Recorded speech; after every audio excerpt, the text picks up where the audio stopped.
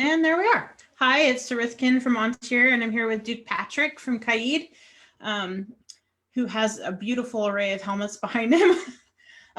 Patrick and I have met before, and so I'm actually really looking forward to hearing your story because I've heard, snippets of how long you've been in the SDA and how your focus changed, but we never really talked about it. So you've seen this before, so you know that we start with your origin story. So if you could start there, that would be great. So I started in 1977.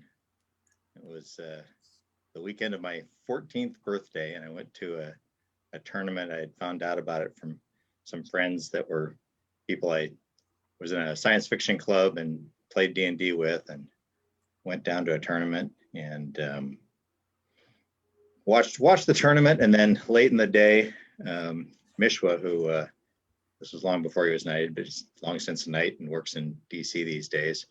But end of the day, and he'd been fighting all day, and he let me put his sweaty armor on. Nice. And I was 14 years old, didn't bother me in the least. So that was my first fighting experience.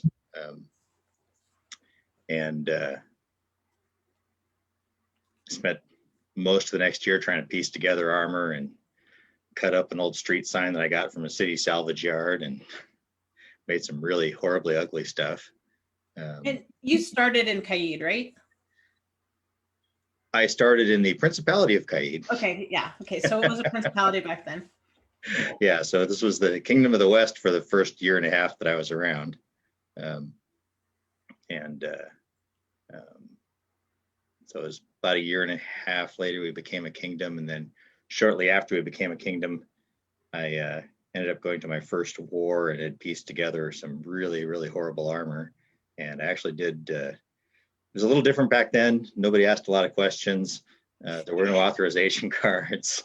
I got up to the event and they said, oh, you have to do an authorization, which was a pretty informal affair, and you had to get together with somebody. And so they introduced me to Sir Trudy, and I did my first authorization fight, or what passed for one back then, with Sir Trudy.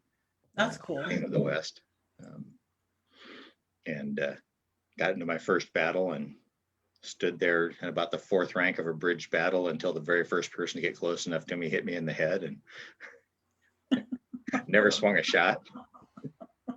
Nice. So was that like an Australia war, or? That was I can't remember what they called the war. Was it like the Burrow War or whatever? No, it was in California, and it was between it was the war that had been the CAID rebellion in years past, I think, but before I was participating. But at the time, we were just in the process of becoming a kingdom. And in fact, I think by the time I got to the war, we were actually a kingdom. And Gregory of York, who was CAID, and in fact local to my barony, was the one and only CAID King of the West. Oh, wow. He was the King of the West, the last King of the West, and the king that was before we became a separate kingdom. And he was the king who was able to create CAID as a kingdom, which was kind of cool. But they accused us of kidnapping their king, because at that point we were a separate kingdom, and their king lived down here in San Diego. So, is he Christopher of York's dad? Do you know? No. Okay. No, and unfortunately, Gregory, we drag him out every now and then. He only lives a few miles from me, and we've been friends for the last 40 whatever years. But it's hard to drag him out anymore. He was unfortunately one of those people that his focus was very intensely on fighting, and when he reached the point where he couldn't really physically fight anymore, and when he got to where he couldn't fight wars anymore, it's been really hard to get him out since then. Yeah, that's quite a few of the older guys are like that. It's kind of sad because they have so much to offer, like off the fighting field. It is, and when we get him out, he has so much. I mean, everybody's gathers around to hear the old stories, and even now he has some things to add in terms of fighter training, and trying to convince them that, hey, come out, be a marshal, put on your strawberry leaves and marshal crown tournament. People listen to you. Right. But it's hard to twist his arm. It is. It's kind of been an inspiration for me to not go that way. Yeah. Well, there you go. So tell me about, like, was that first war a good experience? What kept you in fighting? It was a very good experience. A bunch of people were super helpful. People had helped me get into armor. I had some really horrible stuff, and some people loaned me some better stuff to fight in. I had legs that I'd made out of a street sign with a hammer, and they were probably more dangerous to me than any of my opponents. But um, it was very positive. It was a kind of a weird experience.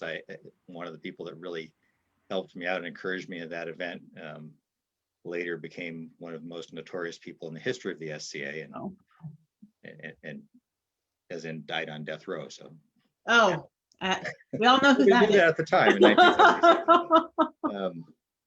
But yeah, I mean, I was a kid, and everybody was super helpful, and by then I was 15 and had grown a mustache, and nobody really knew how old I was. So You had a mustache at 15? I did. Wow. And I started coming to tournaments, and the first couple of my mother came down and signed a waiver for me and stuff. And then I kind of quickly realized that nobody was really asking for ID, and I just started walking up, and I don't think people knew how old I was for years after that. Nice. That's nice. Okay, so who were your mentors back then? So probably the most influential people were Gregory, who was a very top end fighter. He was the last prince, he was he had been Prince of CAID sometime earlier, but he was, I want to say, third king of CAID. Okay. And then he reigned a couple of times after that, maybe once after that. I think it was once in the West and twice here. But he was a pretty top end fighter at the time, and so he was helpful. He never, I think at one point in history, he took one squire that he never really trained. He wasn't really into that. So there was him, Balin of Tor, who was the next to last prince of CAID. He was prince shortly after I started hanging around, and he was local. He and Martin the Temperate were the last couple of princes of CAID. And then Balin was, I think, second king of CAID. I ended up eventually squiring to Balin. And we trained together for a while. He kind of got into other things. He was very into war fighting and leading on the war field, and we did some training for a while. But in the long run, he got busy with mundane stuff and kind of faded away. But he introduced me to a lot of people back, and this was, early 80s when we actually got a bunch of people together and paid to fly Duke Paul down to teach, and so that was pretty influential. But to a large extent, and because I did this for so long, a very long time before I was knighted, and training in the SCA back then was very informal at best. And so pretty much I was on my own. I picked up bits and pieces here and there. And I spent a solid 20 years wandering in and out of tourney fighting. I was always a very active war fighter. We formed a war band in '79. I was a young kid, and when Gregory and Sir Trigby Halftrolson, who was also not a knight at the time, but they got together, wanted to start a Viking war band, and I was one of the first people that came out to a Sunday fighter practice and recruited in '79. What were you guys called? Droffen War Band. Oh, okay. That's the still a very big active CAID war band. We were pretty much born and raised at Estrella War. That was our mecca every year, and for many years that was a much bigger thing to me in the SCA than tournament fighting. I always liked tournament fighting, but I would kind of wander into it, get bruised up a lot, get busy with other things, but I was always a war fighter. What weapon system did you run in wars? Well, back at that time, I was in our shield wall, so I was using about a 34-inch round shield, and sword or a mace. We usually use short weapons in the front line, and before too long, I had switched to fighting spear. A bunch of our guys used and still use the great axes, but the great axe never really spoke to me. I was passable with it. Years later, I started using a glaive, and the glaive really, to me, a glaive is like having a big sword in my hand, and I'm very much a sword fighter. So a big sword just works for me. I'm way more. I try to look scary with a spear, but I'm way more effective with a glaive. So did you start out with the heater? No, I started out with back in the late 70s into the early 80s. Everybody here started with a side mount round shield. And these days I'm pretty firmly convinced it's about the worst choice for a tournament shield. That's what I think. I started with a 24-inch side mount round, and back then they had a weight limits for shields, minimum weight limits. Oh, wow. And so I used to, in order to, and they would weigh them at tournaments. And so I had a 2-pound dive weight on the strap on the back of my shield to make weight. So it was geez, I don't know, it was 10 or 12 pound, 24-inch side mounted round. Wow. So my left leg was frequently kind of hamburger. Yeah. And sometime in the later 80s, Duke Gregory, who'd always been, he was always, oh, you have to learn with the round shield. Everyone has to learn with the round shield. It makes you aggressive. And sometime in the later 80s, Gregory gave me his tourney shield, and it was a heater. And every shield I've had since then, I made a pattern from that shield, and it just, as soon as I put it on, it just worked for me. Every shield I've had since then has been a copy of that shield. On the occasions that my squires have chosen that shield form, that's been a copy of that shield. In fact, not my squire anymore, but Sir Palagon finally relented and used my shield recently and decided he had to have one. So his new copy of that. Well, the next time I see you, I'm gonna have to pick it up and see what the magic is. It's got kind of it's not the most standard strapping, but it's always worked really well for me and for a number of other people. Palagon's using that now and really liking it. Sophia uses the same one. Several other people copied it over the years. Royce, my current squire, is using one. Hopefully we'll get her back on the field when all of this settles down. Yeah, let's hope soon rather than later. Yeah. So tell me about your path, because you said you sort of went in and out of tourney fighting. When did you decide that you were going to be a tourney fighter and that you were going to work on it? So I kind of wandered in and out of it. And about 1990, mundane life got pretty hectic for me. I had, at the time, a wife in the middle of a master's program, and we had a daughter in 91. And that year I got laid off from the airline I was working for, and life just became pretty hectic, and the SCA had pretty well dropped off to making a couple of wars a year through the early to mid 90s. And so about 97, I started coming back into it. My daughter was getting old enough that I could take her to the park at fighter practice while I was fighting.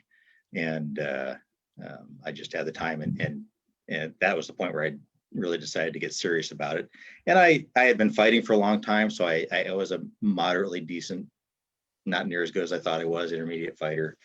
And I had been out of it for 6-7 years, and didn't get the memo when the calibration in my kingdom changed.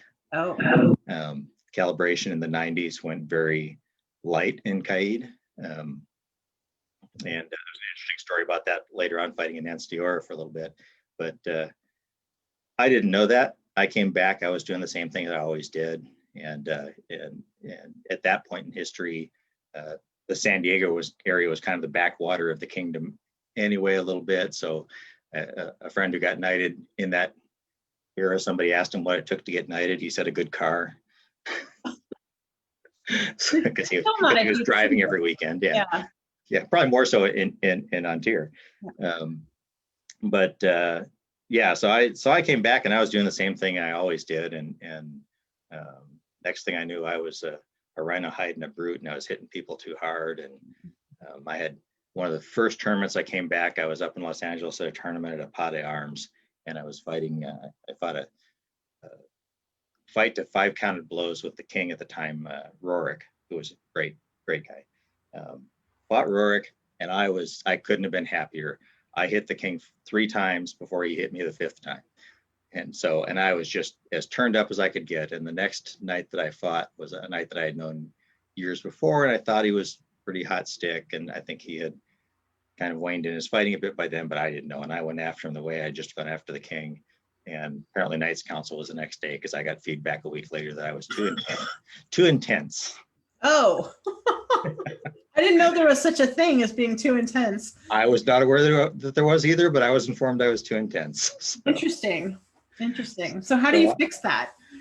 I just, I was, it all caught me very off guard, and I just went to, I just started fighting that in my mind, I had the only way I could fix it, because, trying to adjust calibration is such a tricky thing anyway. And in my mind, I just had to go to, all right, nobody's allowed to touch me. If a sword touches me, it's a good shot. And I just take anything that touches me. And honestly, I went to poor sword mechanics. I took all my body motion out of my sword mechanics. I started throwing just arm shots, so I didn't hit so hard. And I did that for a fair while. I must admit that after I got knighted, I went back to putting all the mechanics back in.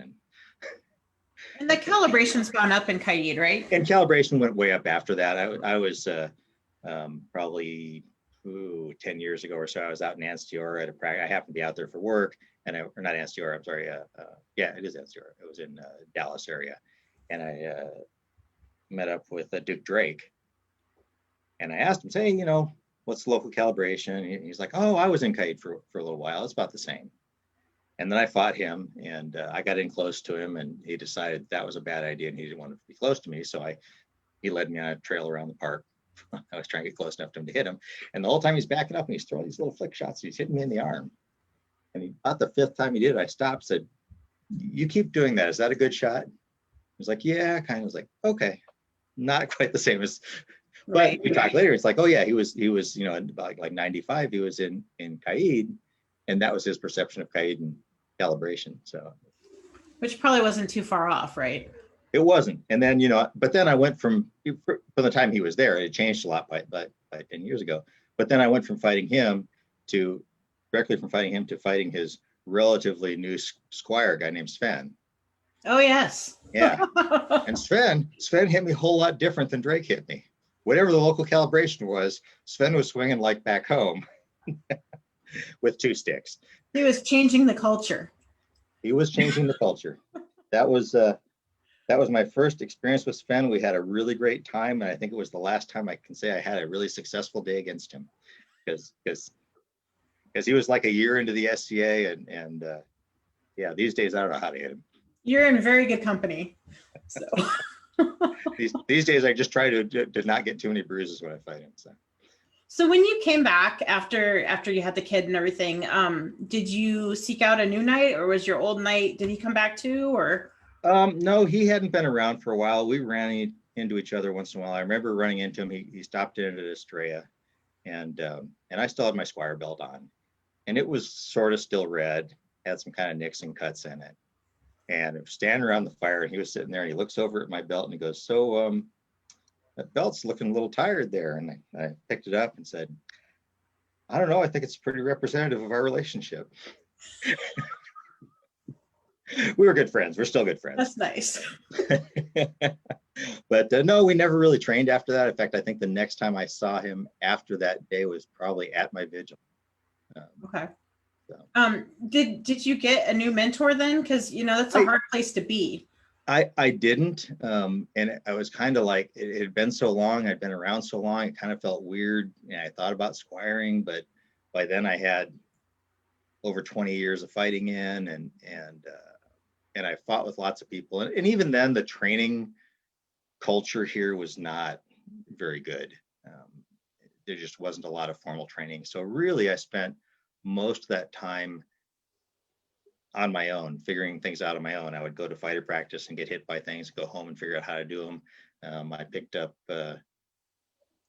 some shots from the Lancaster brothers, who were getting pretty up and coming tournament fighters at the time. And I went home and figured out how to throw them on my Pell. And so I throw similar shots to theirs, but not the same, because my mechanics I developed on my own. And I never ended up squiring. And a friend of mine asked me to squire to him in 2002. And I kind of hammed him. He wasn't local. He's one of my favorite people in the SCA, Sir Valoran de Pico from Western Seas out in Hawaii. I mean, to me, a real knight's knight. I mean, he was one of my inspirations, one of several, he and Armand and a few others. And he asked me to squire to him because he thought that I needed somebody to be my voice at Knights Council. And I kind of said, well, let me think about it. And because he's in Hawaii, I'm here, but I didn't really need somebody to train me to fight anyway. And he had given me a lot of good advice. And so finally, I called him up. Estrella War was coming up, and he at that time was always coming out here for Estrella. And I called him up and said, well, I've thought about it, and I decided I'll go ahead and do it. And so I was going to squire to him at Estrella. And he asked me on the phone. He said, well, what makes you make this decision now? I said, well, I took the time to think about it, and just what I didn't know is, like 3 days before, there'd been a Knights Council and I had been voted in. So did you get knighted before you squired to him? So they set the whole squiring up on the field at Estrella. And I was kneeling in front of him, and he had the red belt in his hand when the king walked up and interrupted us. Nice. And decided I needed not to wear that belt. So very cool. So were you knighted on the field then? I wasn't. I wanted to do it back home, where more of my friends and family would be there and have time to plan it. At that point, I'd been in the SCA for 26 years, so it was a big thing for me. And so I put it off all the way until May, and we did it at Potrero War, which is all of 45 minutes from my house. So, and actually, I managed to pull off having my knighting was done in my warband camp. Oh, cool. On Saturday afternoon. And in fact, Helgi and I were asked the same day. So I was knighted on Saturday at my camp, and Helgi was knighted Sunday at court, which was also kind of intentional because that made him the junior knight. But for years before that, I had gotten to that point where, and I've heard it said that nobody's ready to be knighted till they've given up. And I had pretty much gotten to the point where I had kind of stopped pursuing it per se. I was my whole game became how many knights can the unbelted beat, and I would especially out at Estrella and at West Wars, I would just go out and hit the pickup field, and I was just looking for knights so I could hit them. It was a really predatory mentality. I remember my first Estrella. After that, I walked out in the field and I had a white belt on, which still seemed really shocking to me. And I looked around and I saw some hungry unbelts eyeing me, and all of a sudden I thought, well, crap, I'm the prey. So you don't have to work as hard for your pickups.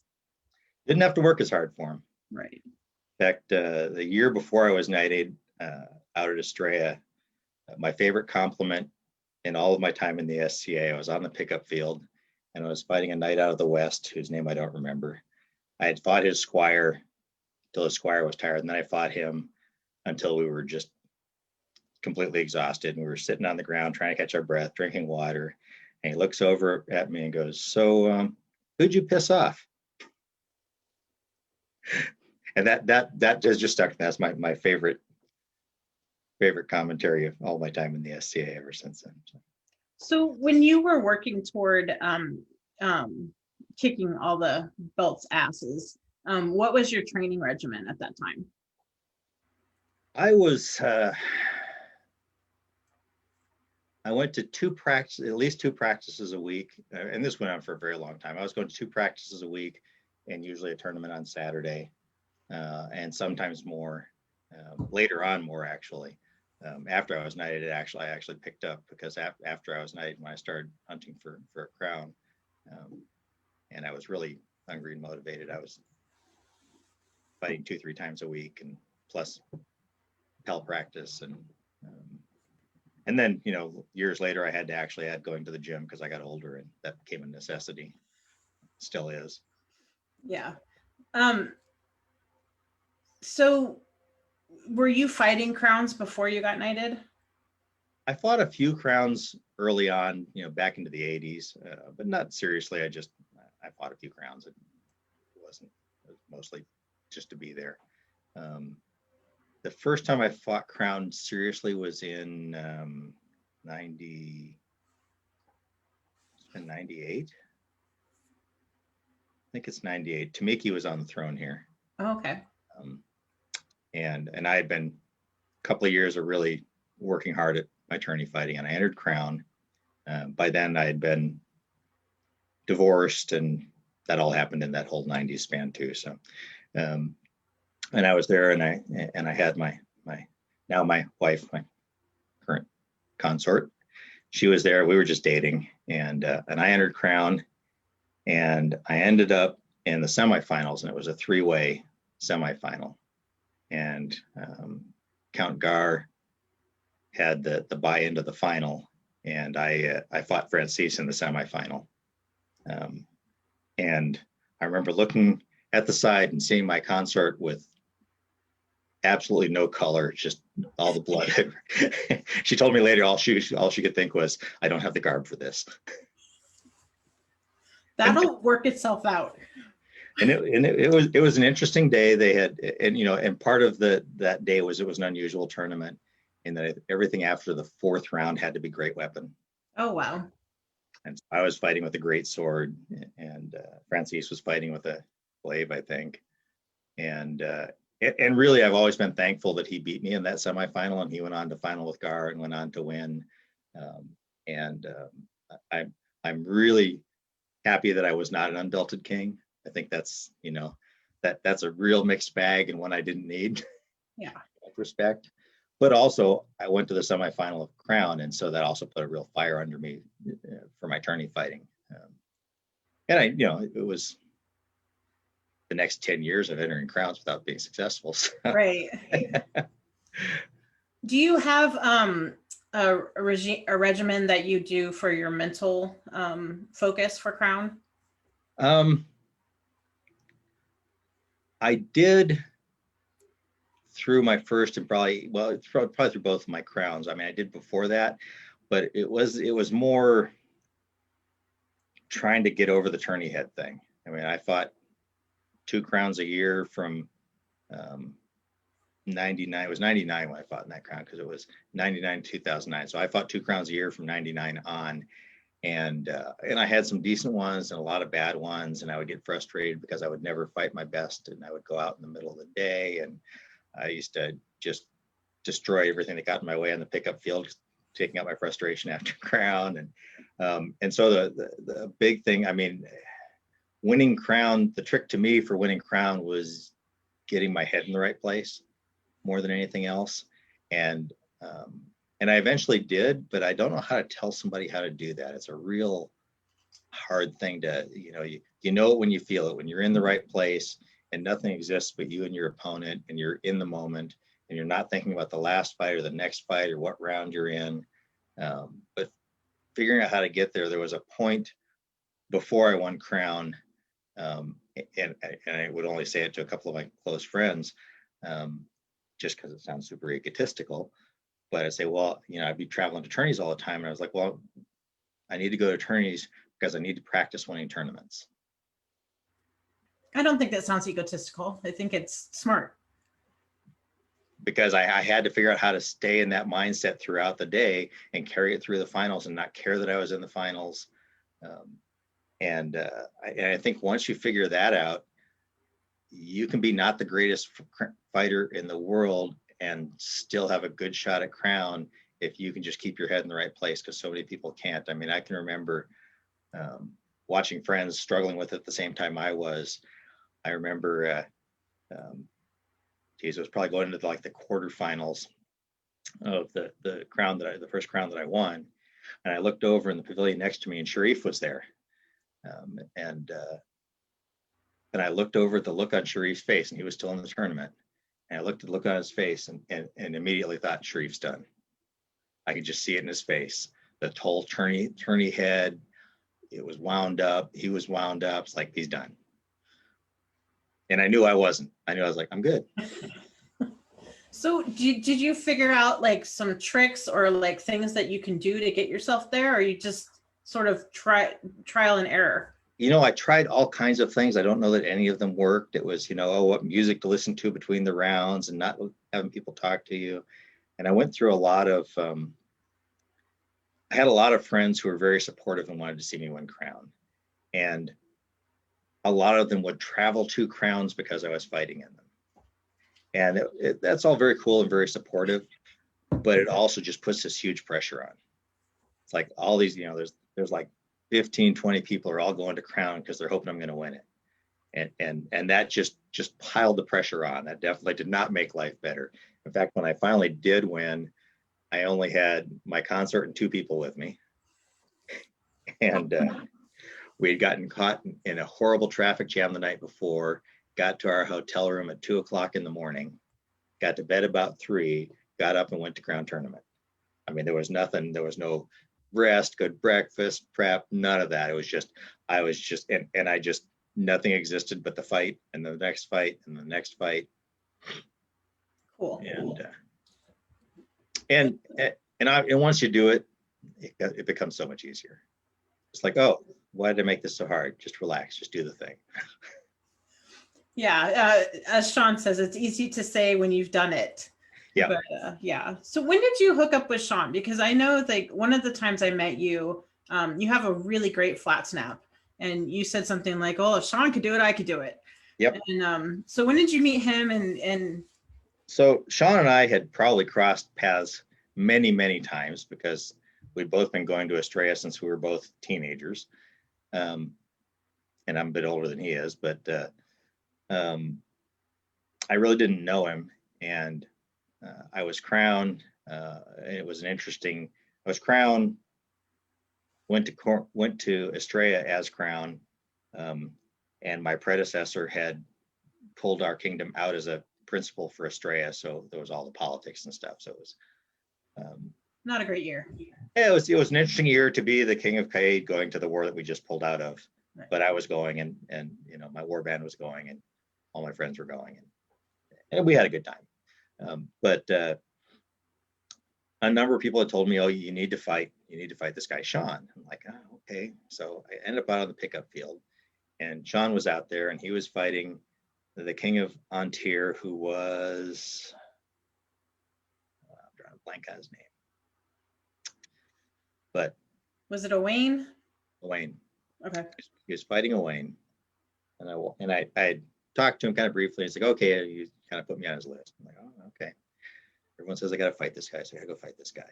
And I watched him fight Owain, and he handled Owain pretty handily. And then I kind of eavesdropped on their conversation afterwards. And Sean was talking to him and telling him, I see, this gap and that gap and these telegraphs and various things about his fight. And Sean made some comment to the general gist of, well, what you've got's probably good enough to win another crown, but if you want to get good, these are the things to work on. And Owain was just lapping it up, and I'm like, "What the hell is this guy? He's talking to a sitting crown," and the guy's just like. So I went and fought Sean, and I did. I felt like I did okay. I mean, I hit him at least. I know I at least legged him. I don't know, but I didn't feel horrible. But he definitely had the upper hand in the fight. And afterwards, I asked him, give me some feedback, and he mentioned, "Oh, well, that offside shot, that's your bread and butter shot." I'm like, I was really concentrating on not using it very much. I probably threw it maybe 3 times in 6 fights. And I'm like, "What makes you say that?" He said, "Oh, it's just the way you throw it. I can see the confidence when you throw it. I know that's your shot, so that's the one to shut down." And so, and that started. I have worked with Sean a lot since then. And one of the things was his flat snap. I mean, he hits you in the head faster than you realize you need to be blocking anything. Right. And one of the things that I took away from fighting with Sean was his flat snap was so much better than mine. And I realized the flat snap was that thing they taught me back in 1977, 78 that, okay, that's cool. Now let's do the cool stuff. That I never really learned the real proper mechanics for how to make that work. And so after that rain, I probably spent a solid 6 months. And by then I had some more interaction with Sean, and I started watching video of him. I was like, all right, his flat snap is so much better than mine. I obviously don't know how to throw this. And I came back and I just worked on the flat snap a lot and the mechanics of the flat snap until that became my primary killing shot. And I probably do it less now. I mean, I was pretty obsessed with it for a while just because he kept hitting me with it. Well, that's cool. Well, let's talk about your first rain, because I didn't know Sean was, I didn't know you didn't meet him until your first rain, but so let's talk about that. How, what was the best thing about raining in CAID? By the time I reigned, I'd had a lot of friends for a lot of years who had been crowns in CAID, and people that I looked up to, and Ballon and Gregory and Duke Armand and all these people who were heroes to me from the age of 14, and just being able to be what they had been was such a big deal to me. And probably the single best moment for that for me was being able to put the crown on my consort's head. That was the probably the pinnacle moment of the reign. And we had a great time. We did the Estrella thing. We had a really good time at Estrella. Even though there was a lot of politics going on at the time, we had a really great time at Estrella. And I went from there to Gulf Wars. And Gulf Wars was so much fun, and it was a no stress because I was the crown of a kingdom that wasn't involved. And but both of our reigns, we just had a blast. Had you ever been to Gulf Wars before, or was that your first time? I had never been to Gulf Wars, and I'd been to a couple of Penzics, but never been to Gulf. And that is just such a fun war. It's they get 14, 16 crowns there in an event that's only got about 4,000 people, and all the retinues that come with the crowns. So the people on the pickup field there, the pickup field is so deep and so much fun. For me, it was far better than Penzic. Penzic was always hit and miss. You had to be at the right place at the right time to get good pickups. At Gulf Wars, you just walk out to the castle every afternoon, and there were 100 or 200 people out there looking for pickups. What do you think has kept you so motivated to move your fighting to the next level and to get better since playing since 1977? From, like I said, up until 97, I was largely a war fighter. But once I got serious about tourney fighting, it always seemed like there was just so much more to learn. And every time I thought I was getting someplace, I discovered that there was so much beyond that. That was probably the biggest discovery about winning crown. And a lot of it was Sean introducing me to a whole different crowd. Winning crown and thinking, because that for all the years as a kid growing up in the SCA and through my 20s and 30s in the SCA, and crown was the pinnacle. And then I won crown. Well, and the same thing kind of happened when I was knighted. I got knighted, and all of a sudden I'm like, well, crap, I got a white belt on. I'm supposed to be good at this. I better get to work. I mean, that was really my take on, they put a belt on me. I'm supposed to be good. I need to be practicing because I need to live up to this. And the same thing happened when I won crown. It's like, damn, I'm crowned. I'm going to go out of this kingdom, and people are going to judge this kingdom on my fighting. I need to get to work. I mean, I went home from crown, started practicing right away because like, I need to be good now. And even, after the second one, it's like, oh, I'm a Duke now. I'm supposed to be good at this. I better get to practice, because especially by then I knew how much more there was to learn. And I've told people for years that, geez, when they put a white belt on you, it means you've hit the 50% mark. And it's so frustrating to see people that see that as the brass ring and they're done. And like, no, you just scratched the surface. There's so much more out there. And that's so true. And I'm having fun. And I enjoy teaching. I enjoy training people, and I've had reasonably good success training people. And that when you train people, you learn so much more in training. And I was training people before I got the belt. Duke Guillaume told me when I got knighted, he said, your white belt came with squires hanging from it. I took 2 squires the day after my knighting. Oh, wow. But they were people I'd already been training for several years, and they were already pretty decent fighters. One of them's a knight now, and the other one is military service kept him pretty busy, and he's out of the country still a lot. So tell me the story about the knighting tunic, because all your squires wear the same tunic that you wore, right? Yeah, it was my lady made that tunic for my knighting, and then the first squire that I had knighted, he was someone that I had been training him before I got knighted, and he was very young. In fact, I had been training him privately because by then we had the age limit and you had to be 18 to fight, and he wasn't 18. So we had been fighting, and I'd been training him until he turned 18.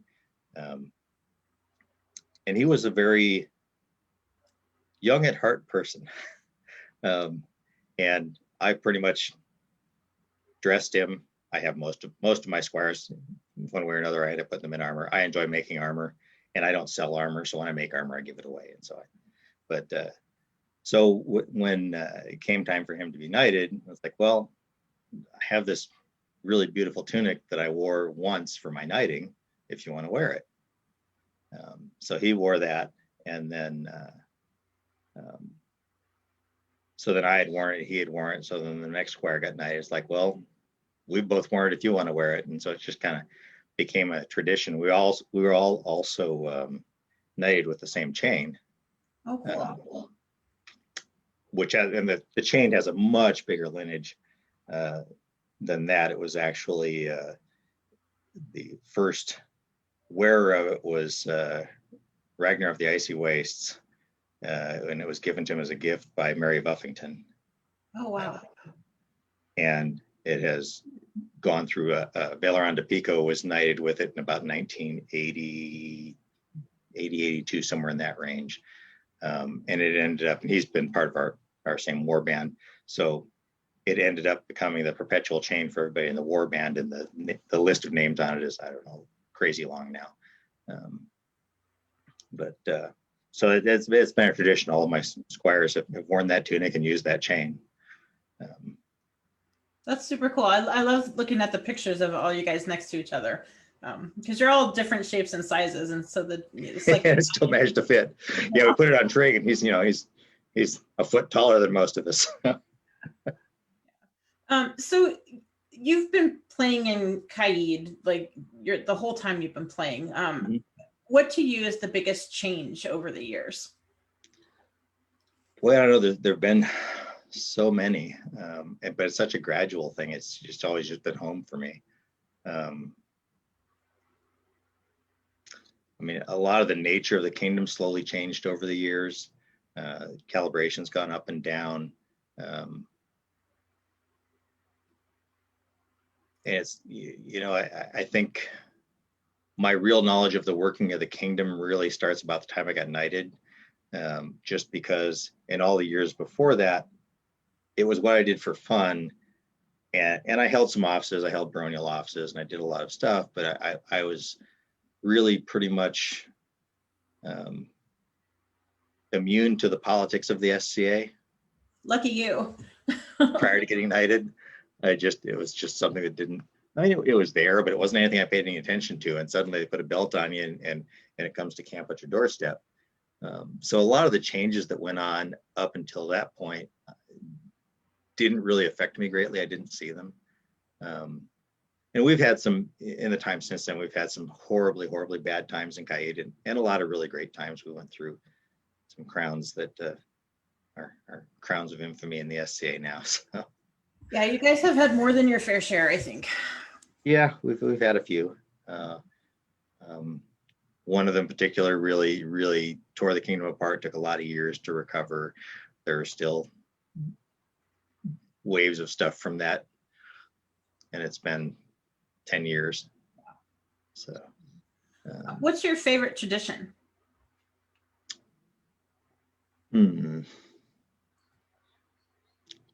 That's tough because I almost don't think of them as traditions just because of the way they are. I don't really even realize we have the tradition until I go someplace else and it's different. I mean, the first time I went to an Aidenvelt coronation and the king got up and took the crown off and set it on the throne and walked away, and I was like, ah. And then I was sitting there in the audience, and I was King of CAID at the time. I was like, you just left it there. Can I have two? Whoever walks up and puts it on his head. But yeah, so I don't know. Can I ask you a question? Do you know what the origin is of the quote in the CAID and Crowns? And like it says something like, "We rule because you believe." Yeah, you rule because they believe. Okay. Is on, and various times over the years we've had to remind some crowns to go read that. And it was in not the original crown, because the original crown is lost to antiquity. I don't think anybody knows what happened, but I don't believe it was in that one. But it's in what they call now the Venerable Crown, which to me was the crown that my friends wore when they were on the throne. It was the crown that I used for my first coronation, because it meant a lot to me because of the people I knew that wore it. And I don't know who decided to put that inscription in. It's just been one of those long time, it's always been a part of the kingdom lore and tradition, and everybody knows what it says inside. And the new crowns have all had that added to them when they were made. It's cool. It's definitely, it brings it back to, the basic premise of the SCA, which is kind of cool. Yeah, and it's a very politically correct, subtle way to tell you don't be a dick as king. Like when they stop believing in you, it doesn't matter anymore. Yeah, like the guy I was talking to last night, like don't believe your own press, right? Like, yeah. Anyway, so what was the most surprising thing for you about reigning? The amount of people that just wanted to help. I mean, the people that just came from everywhere and were so generous with their time and their crafts and supporting us as crown and making largesse and wanting to be part of our court and guard. And that's, that's kind of a nerve-wracking thing, especially in the first reign, because there's so much work to do, and there's no hope of doing it alone. And I really think a big part of being successful or not is whether or not people believe in you and trust you enough to be there for you, to help you make garb, and just to be there at events, to put the pavilion up, to get all the things done that have to be done. Because I had been in the SCA for more than 30 years before I won crown, and I thought I knew what it meant to be crown, and you just don't until it happens. You really don't. It's just there's so much more to it. There's so much, a huge amount of work. It's a lot of fun, but a lot of responsibility and a sense of responsibility for everybody else's fun, and having to be there and on time and do all the things so that the events happen and everybody has a good time. And you just can't do that without a huge support staff. And I really think you find out, if you reign more than once, that's when you find out whether you were successful or not. Because the second reign, you'll know if you have help or not, or the same people. Yeah, I mean, probably the most gratifying thing is after stepping down, having people come to you and say, if you reign again, I want to be on your court.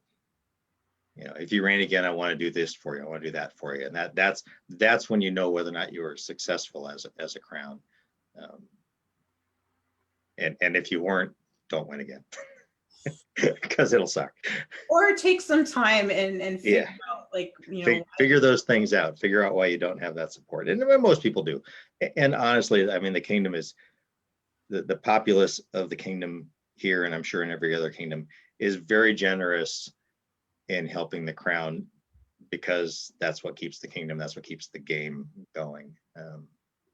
But it is particularly touching when people are coming there for you, and you know, oh, these people are helping me, they're volunteering to help me, they're making sure I don't make an idiot of myself. And you know, you got to be smart enough to listen to them. Right. That's the key. I have known a few crowns who weren't smart enough to listen to people around them. There are plenty of people there to keep you out of trouble if you let them.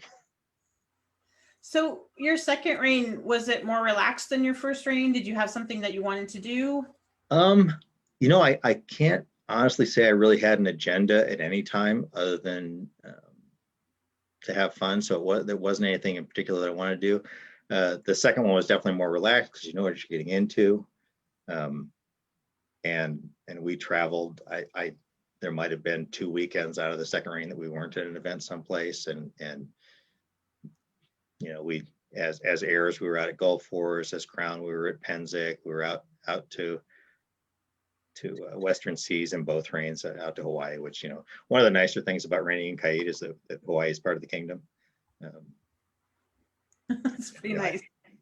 Yeah, you know, our first reign we went out to an event out there, and it was as close as they get to a war. It's their war bands event, and it was held out at Bellows Beach, which is on one of the military bases there. And they have a nice wooded area. And we got there, and everything operates on island time, and we've got some relatives there, so we had a place to stay nearby. And we're there, and we're all set, got all the things, and crown, everything's ready to go. We're ready for court. And like, oh, they're getting out of bed. It's island time. Island time compounds SCA time. It's like, oh, okay, well, they're not really ready. So, well, I'll put my armor on. We'll just fight. Since people wanted to fight, and we had people visiting there.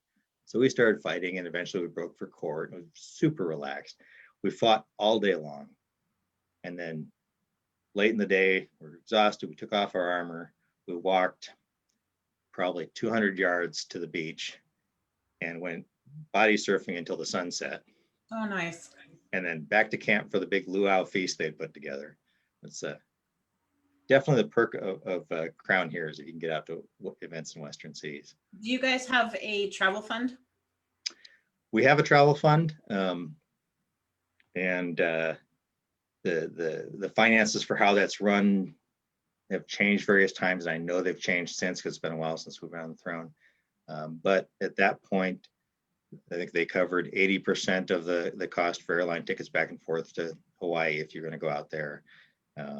And they covered gas for a vehicle to pull the royal trailer around, and the kingdom owns the trailer. Generally, the crowns also do things to do fundraising to help add money to the travel fund. For us, we had other people hauling the trailers around and stuff for most of the time, so we wanted to make sure that those people were taken care of. I didn't really need travel funds for us, but things like when we went to Gulf Wars or when we went to Pennsic, we wanted to make sure that we could have somebody haul the stuff out to those events, and we were able to get people to do that who otherwise probably wouldn't have been able to go to the event, that wouldn't have been able to afford to go to the event. It's like, well, you can't afford to go, but look, I've got a friend that'll loan us the vehicle. There's the trailer, and we got the travel fund set up to pay for all the gas and a hotel room each way, and we'll get you to the event if you have the time to drive it out there. So that worked out well, and we were able to put a lot of people's equipment in the royal trailer because we didn't need that much royal stuff out there. So it let us helped us get other people to those events with us, which was great for them, but also great for us because you need people when you get there. Right. Yeah, we have to do the same thing because we're geographically isolated. So yeah, it's all about putting everything together and cooperating. Okay, so you have trained quite a few people to be knights, and I know you and Fia travel a lot for training. Do you have a philosophy for your students, like a training philosophy? I mean, when people come and I train a lot of people that aren't my squires, and periodically someone wants to squire, and I kind of, to me, being a squire is about becoming a knight, and it takes a fair amount of work to become a knight. It's just, there's just no way around it. It's a lot of work. It's not comfortable. It's not always pleasant. And so kind of the litmus test for doing that is, do you have the drive? And usually when someone asks, like, well, I'll tell you what, why don't you hang around for the next year and we'll see if we work well together. And if not, I'll help you find somebody else, or and see if this is really what you want to do. So by the time I have somebody as a squire, I have a reasonable confidence that it really is something they want to do, because I want somebody that's going to put in a couple of days a week and make it a focus to go down that path. Because you really, providing somebody else with motivation is a real losing bet and a good way to burn yourself out. And I'll bend over backwards and do anything for somebody that I'm teaching, as long as they're putting the effort in, but I can't put it in for them. And that's pretty much as long as you want to learn. And honestly, I mean, I still train regularly with my 4 squires that are knights. And they all have life that gets in the way here and there, but we still train together. The fact that they're knights now, there are 3 pells in my backyard, and I just put together a 4th one, and they come here with their squires, and kind of keep that family community going. But anybody's welcome. I mean, anybody that wants to come train, I'm always happy to have people here to train. But really, I look for people to have that motivation. You can't do it for them. Yeah, that's the hardest thing, I think, as a teacher, is knowing that somebody wants something, but they just don't seem to be able to make it a priority, and you just can't do it for them. Yeah. When there's so many people, it's so frustrating when they're a natural too. You get somebody that's like, oh, this person could just walk away with this, but they don't have the drive to do it, and you can't do it for them.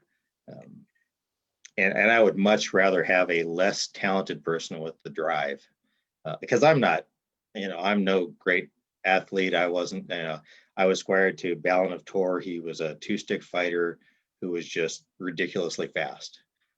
His style never worked for me because I'm not fast. The illusion of speed, when I have it, is a product of mechanics, not physical speed. And especially now, I'm 57 years old. I'm not some 21-year-old hot stick with a fast hand by any means. So I would much rather have. You are pretty good at the illusion, though, with your snap. But it's all technique. It's not innate ability. It's a lot of hours, and that's the price that you have to pay to get reasonably good at this. And a lot of people, I want to be a knight. It's like, hey, well, here's the price to pay. Are you willing to pay that price? And I mean, there'd be a lot more knights if everybody was willing to pay that price. So, I'm sorry. Go ahead. Go ahead. Yeah. Okay. Last time I think I had talked to you, you said that you think you have, like, you want to do one more crown. Like, are you still there? Are you still that? I am. After we stepped down from the second reign, I was 49, coming up on my 50th birthday, and I said, well, I'll see if I've still got it at 50. So I didn't fight any crowns for 5 years, and I'm 57 now. I'll be 58 in January. I fought 4 crowns since I turned 55, and the first one was mediocre. I shouldn't say it was a mediocre performance, because I got beat by some very good people, including the winner. I lost to Ethanric and to Adam McAndrew, and Ethanric went on to win that day. So it was okay. And then I fought, we had some unfortunate mess happen, and we ended up having to get a second crown tournament in the course of a reign. And so we had 2 crown tournaments in a weekend. And I fought both Saturday and Sunday. I semi-finaled on Saturday and I finaled on Sunday. So that was a 3rd and 4th. And I fought one more after that. And that was the last one I fought in. That was the one I finaled in with Adam McAndrew. So since I turned 55, I had an okay day, a semi-final and 2 finals. But if I get another one, that will probably be the end of it. And so, if I don't, I'm okay. It's not the end of the world. It's not like I have this burning desire I have to be king again, but it would just be cool to post 55, be able to put one.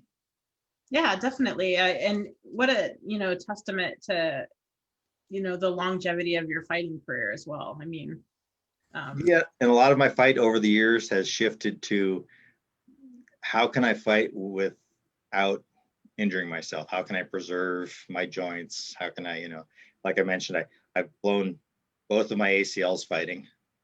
My first crown win was 8 months after ACL surgery.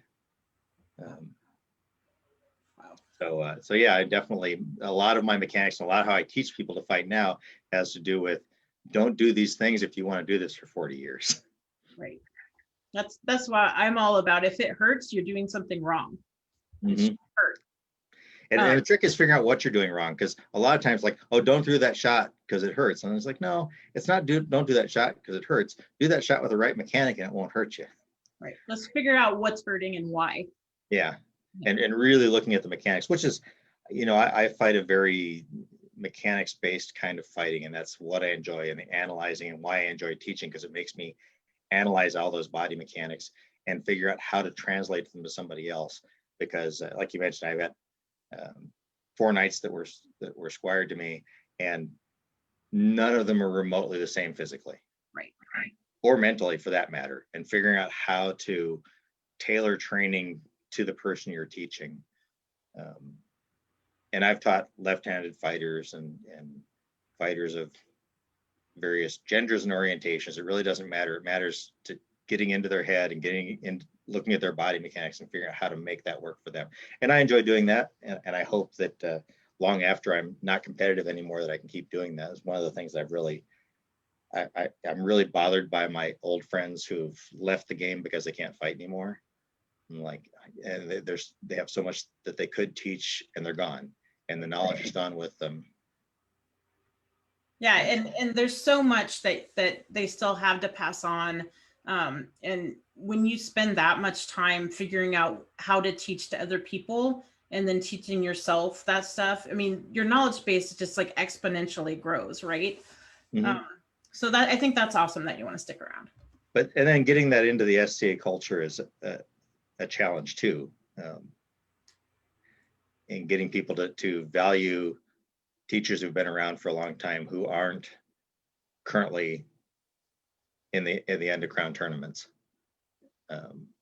because we don't have that coaching culture in the SCA in general, where you do in any other sport. Any other sport you look at, the people that are coaching, the people that are training the champions, they're not the people out there winning the events. They may have done that in their youth, but right. And I think it's our job to teach that by example, by showing respect to the older fighters that maybe aren't at the top of their game anymore, but still are our coaches and our teachers. So yeah. And I've run across a few of them that when they stopped being competitive, they also stopped paying attention to what was happening in the game. And without going into any names, there are some very well-known, highly skilled individuals who for many years wouldn't teach anything that was invented after 1990. They just kind of ignored that it existed, and like, that was a great guard in 1980, but if you fight in that guard today, you're going to get your butt kicked. Right. Yeah. The whole moving to more of a boxer stance, it has been huge. And, the people that were teaching the way back, it just doesn't translate. I learned in the 80s, I learned to fight Florentine, and I did it until both wrists were so inflamed I couldn't swing a sword because of the style that I was taught, which was Duke Paul's style that had gone to Ballon of Tor, who was my knight, that I learned. And every time I would pick up Florentine ever since then, that was the style I fought. And then I'm out fighting Sven from Anstiora, and I'm like, that works a lot better. Maybe I should try that. And I dropped into his stance, like, why in the world was I doing that other thing? I mean, I know Duke Paul won lots of crowns doing it, but that was then and this is now. And wow, this like actually works for me. Right. So Is there anything that you wanted to talk about that we didn't touch on? Not, I mean, I would, for anybody who's interested and wants to do this long term, if you can, when you can, I'd say getting out of your home area, getting out, and I've been fortunate and that my work has taken me a fair number of places, and I've been able to get out, and that really encouraged me to do it on my own as well. But getting out and discovering how much is out there to learn and how many people are willing to help you, and getting out of your local area, coming up to Ontario has been huge for me, because about every other year I have training I have to do, recurrent training for myself. So I get up there, and one of the things I love about visiting the SeaTac area is I can get my hotel at SeaTac Airport, and I can find a fight pretty much 7 nights a week if you hunt enough. As long as you're willing to drive about 45 minutes, you could probably fight it. Yeah, and I'm up there for work. So I'm like, well, I can sit in my hotel room, or I can drive out to Whidbey Island. Right. Get the car and drive. Yeah. Okay. That's a really good tip, and you have taken total advantage of that, and you bring your armor every time you come up here.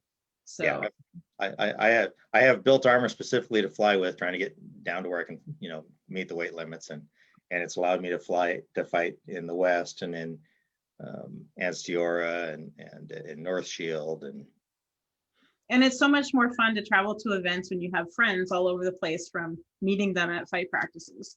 Yeah, and to some extent, having reigned is a huge advantage, because I know people across the STA because I was Crown, and that's a huge advantage that everybody's not going to have off the bat. But boy, if you can get there, there's always somebody willing to help.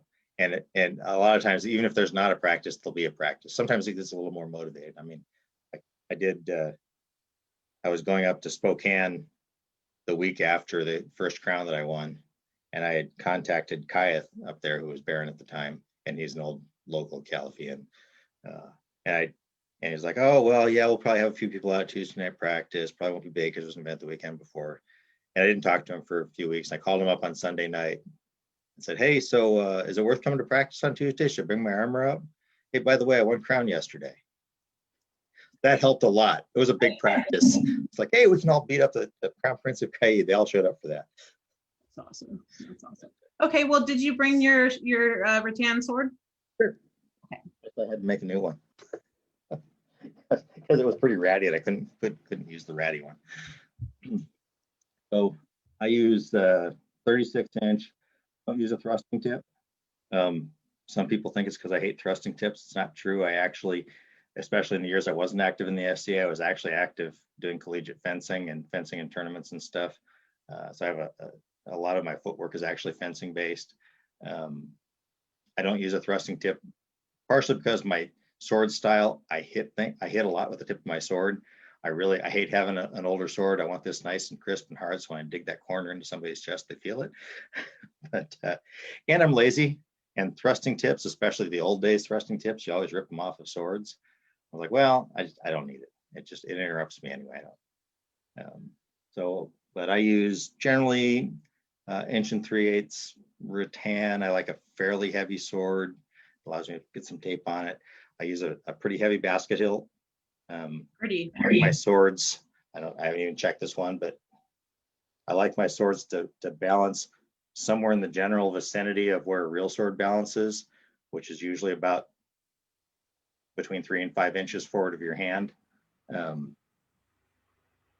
lot of my sword work is based on, I try to do everything in a way that I can do it with a real sword. So I can pick up my steel sword and duplicate everything I do. And if there's something that my SCA equipment prevents me from doing that I can do with a real sword, then it's a problem with the SCA equipment. And so that produces, I don't know if you can see this. So that's the handle straight onto you. You notice the basket hilt is very canted.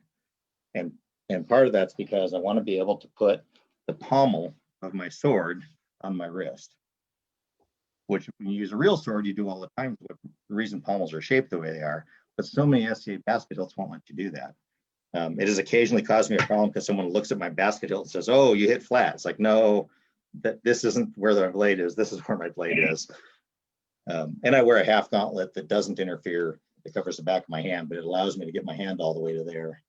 And my hand grip changes a lot in my fight. I have, for different shots, I have a different grip on the sword, allows my hand to slide freely around the sword. Same reason I don't use a trigger. Again, there are no triggers on period swords, so I try to make my sword as close to my real swords as possible in handle shape and size, and it has lent to sword techniques that wouldn't work if I didn't do that. And I can do all of them with a real sword. And you know, it's a game we play with round sticks. It doesn't really always matter that much, but to me, just philosophically, I want to be able to do what I do with a real sword. So I think that's legit. I rotate my rebated sword with my basket hilda sword all the time on my pelwork to make sure that what I'm doing works both ways. And then just edge on, right? Yeah, which is so much more important when you use a real sword. Right. You don't have to get very far off to have it not work. Right, because when you don't hit edge on, it's not, it doesn't bounce for you. So Yep. And it tries to rotate in your hand, and yes, it's not happy. All right, so let's do the final 10. If you could fight anyone in the world, who would it be? That's a really tough one, because I want to fight everybody. I mean, anybody who's a really good stick that I haven't fought. Lots of the ones that I have, and I love getting out to fight Sean. I need to go fight Hansa because he's got the better of our last two get-togethers, and that always sticks in your head. Brandos I've only gotten to fight a few times. He's an amazing fight. Alanon destroyed me our first few encounters. I mean, the first one destroyed me. I was never in the fight. It was a Outlands prize at Estrella, and I got to the final 8, I think, and at which point it went to single elimination. I looked around, and all the final 8 were all Dukes. And I looked around and thought, all right, I can handle this, except maybe Alanon. I don't know about Alanon. I've only seen him fight once, and I was super sick the one time I'd seen him fight, and I sent my squire after him, got thoroughly destroyed. It's great fun to watch. And so first round I drew Alanon, and it was a 2 out of 3 fight, and there was no point in the fight that I was in the fight. It was, and I fought him a couple of months later at Gulf Wars, and it was marginally less embarrassing, but no more successful. Frambold was on the sidelines laughing at me the whole time, I think. Very helpful. Yeah. Yeah. And then I finally fought him out in Estrella, and I finally won a fight against him. And it took, I mean, I had been trying to crack that in my head, and I had very much, all right, these are the things you have to do. Don't fall into these traps. And I finally won a fight with him. And I'm sure it was nothing to him, but one of those things, hey, I won one fight. And it was the only fight we fought. So that was, so I need to get probably destroyed numerous more times for him. And the list is so long. Duke Sven and Antir, I fought him once at a Sport of Kings. The first time I was up there, and was in a bear pit, and I won the fight. And he'd already been fighting a bunch of fights. He was tired anyway. But he walked off, and as he walked off, there's kind of that glance over his shoulder that just kind of said, this isn't over. And then we didn't fight after that for years. Wow. And then he kind of had a downtime when he wasn't super active. And the next time I saw him was years later up at Sven's, and I watched him fight. It's like, he's really not on. This isn't going to be the fight that I'm waiting for. And I didn't actually fight him then because the fight that I wanted wasn't where he was right then. And then I didn't until the last time up at Sean's spring training, when I watched him fight. It's like, yeah, there's Duke Sven. And I went out and fought him, and it was everything I expected it to be. Although I will say, for the intervening years between that, I could always say, yeah, Duke Sven from Antir, I've never lost a fight to him. So I can no longer say that. He beat me pretty soundly. We had some great fights, and I really would like to spend some time fighting with him. Did he not come out when you were up in Spokane? In all of the trips I've ever made up there, I've never come across him. Well, next time you go to Spokane, if you tell me, I'll tell him. And I didn't honestly know where he was. I've only been to the Spokane, the one practice. So that's where he is. but All right. but I've since watched some of his fighting. I was like, I need to do that. He's been working really hard. Like his fight is different now. It's interesting. Yeah, I never knew it before, and I watched a bunch of his fights, and I didn't get a chance to fight him at the last Sport of Kings, but hopefully that's coming up next year. And yeah, let's hope so. Who would you like to see reign in your kingdom? I'd really like to see Valeric win one. Valeric finaled with me in the first crown that I won. He was one of the people in the three-way final. And he's finaled at least once since then, just recently. In fact, I think our last crown he finaled in. He was also knighted right at the same time I was. He was asked, I think he and Helgi and I were all asked together. He's a great natural fighter, and I'd love to see him win one. Other than that, I've got several squires that are wanting to contend, and would be cool to see one of them win it. And a couple of them can. One of them in particular, I think Trig, you probably haven't met. I don't know. He's the really tall one. He is handily within range of winning crown tournament, but he doesn't want to do it until he's out of the military. So that would be cool. But any of my former squires would be just cool to have on the throne. And I'd love to see Adam McAndrew win his second one, because I was telling people for years that he was going to win crown tournament. Cool. If you could talk stick with anyone in the world for an hour, who would it be? Oh boy, that's another one. I'll talk stick with anybody all day long and all night long. So I love talking stick with Sean, and we've done a lot of that. I don't know that there's any one person I could pick. There's just so many. Branos is very interesting to talk to. We've only met a few times. I've only fought him a few times. Al-Anon had some pretty interesting stuff. Hans is one of those guys you can just sit around and talk stick with forever. Just about anybody. I mean, in the whole on-tier crowd, every time I end up there, we end up, I don't know, some little place that serves giant omelets after fight practice until like 1 or 2 in the morning, when I'm supposed to be up and in a class at 7 the next morning. All right. What is your favorite medieval-esque or period movie? Oh, I have to go with Knight's Tale. That's my working on armor movie, sitting in the living room working on armor. And I've been pursuing jousting for the last few years, so cool. So that's a big thing for me. You own horses, right? I have horses. I've got a horse that I'm getting trained up for jousting. I think she's going to be really good. I've gone through several horses trying to get a horse that will joust, and I have a big white horse who thinks she's the boss of the world, and I think she'll be pretty good at it. That's the last helmet over there is for my 15th century joust rig. Nice. But yeah, so definitely that one. Other than that, Robin and Marion, mostly for the fight scene between the Sheriff of Nottingham and Robin, who's played by Sean Connery, and Robert Shaw is the sheriff, and they have this great fight scene where they fight beyond exhaustion, and I just always loved that fight scene. The movies, I hate the ending of the movie because Robin Hood dies, but it's Robin Hood in old age, but it's Audrey Hepburn as Marion. And cool. If you could add or subtract a rule to the rules of the list, what would it be?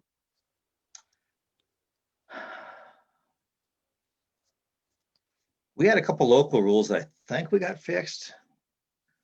Society-wide, not a whole lot. Maybe getting rid of the silly, east of the Mississippi, shots to the side of the head don't count thing, just because it's confusing, and the whole killing from behind, or no killing from behind as opposed to the more West Coast, just because, especially when you're uninitiated and you're on the battlefield and somebody's tapping you on your shoulder like, what, poof, and they hit you in the head because you looked at them.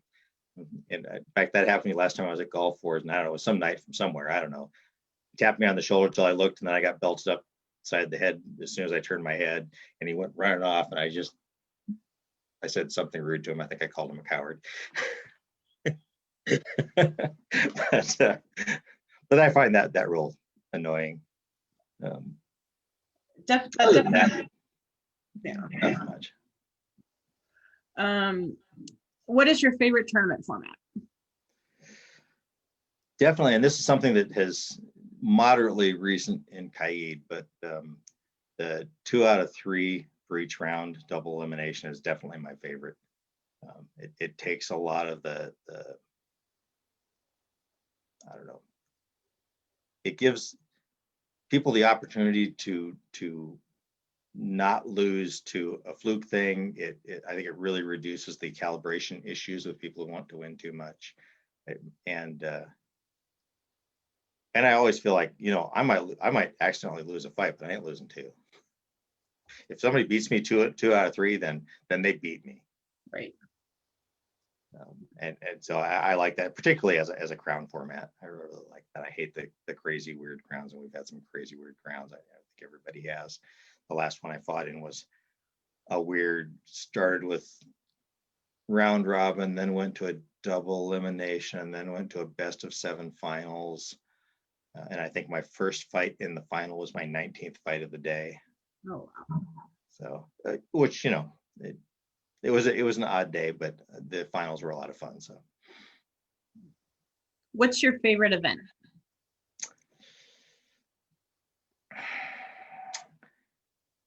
Kind of a toss-up between Sport of Kings and Gulf Wars, and really both for the same reason, because they are the 2 places where I can fight the biggest number of really, really talented people from across the known world, and you can just fight until you get your fill, till you just can't fight anymore. And I tend to do that. I'll fight till I fall down. So,